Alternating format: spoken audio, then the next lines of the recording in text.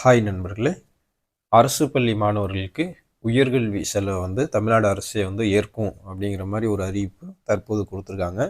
அது எந்த படிப்புக்கு யாரெல்லாம் அதில் பயன்பெறலாம் அப்படிங்கிறத இந்த வீடியோவில் பார்க்க போகிறோம். அதுக்கு முன்னாடி நம்ம சேனலை சப்ஸ்கிரைப் பண்ணாதவங்க சப்ஸ்கிரைப் பண்ணிக்கங்க, ஃபாலோ பண்ணிக்கங்க.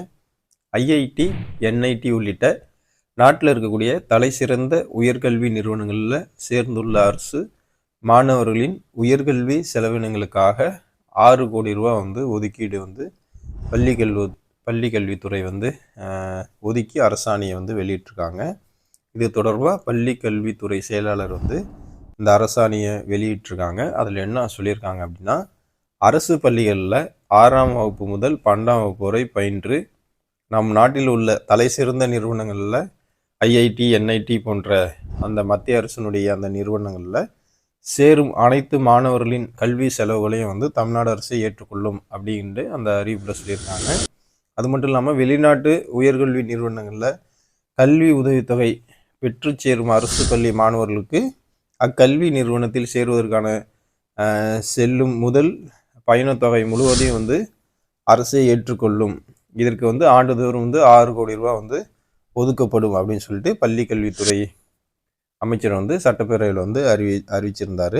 அந்த அறிவிப்பை நடைமுறைப்படுத்தும் வகையில் தான் ஐஐடி, என்ஐடி, ஐஐடி, இந்திய கடல்சார் பல்கலைக்கழகம், நிஃப்ட், தேசிய சட்டப்பள்ளி உள்ளிட்ட முன்னணி உயர்கல்வி நிறுவனங்களில் 2022ஆம் ஆண்டு சேர்ந்த 18 மாணவர்கள், 2023ஆம் ஆண்டில் சேர்ந்த 74 மாணவர்கள், 2024 சேர்ந்த 333 மாணவர்கள் என மொத்தம் 425 மாணவர்களுக்கு கல்வி செலவினமாக 6 கோடியே 23 லட்சம் நிதியை வழங்குமாறு அரசை கேட்டுக்கிட்டாங்க. அந்த அடிப்படையில் 6 கோடி 23 லட்சம் நிதி ஒதுக்கி அரசாணையை தற்போது தமிழ்நாடு அரசு வெளியிட்டிருக்காங்க.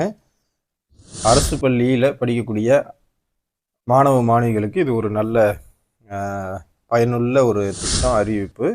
அரசு பள்ளியில் 6ஆம் வகுப்பு முதல் 12ஆம் வகுப்பு வரை பயின்ற பள்ளி மாணவ மாணவிகள் நீங்கள் இந்தியாவில் இருக்கக்கூடிய எந்த ஐஐடி, என்ஐடி போன்ற உயர்கல்வியில் கல்வி நிறுவனத்தில் நீங்கள் படிச்சிங்கன்னா அதற்கான செலவை தமிழ்நாடு அரசு ஏற்றுக்குது. அதனால் நீங்கள் துணிச்சலாக அந்த பெரிய கல்வி நிறுவனங்களில் மத்திய அரசுடைய அந்த பெரிய உயர்கல்வி நிறுவனங்களில் நீங்கள் சேர்ந்து படிங்க. அதற்கான செலவை தமிழக அரசே ஏற்றுக்கிற மாதிரி தான் இந்த அரசாணையை வெளியிட்டிருக்காங்க.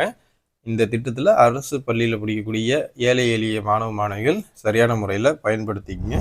நல்லா படிங்க. நன்றி.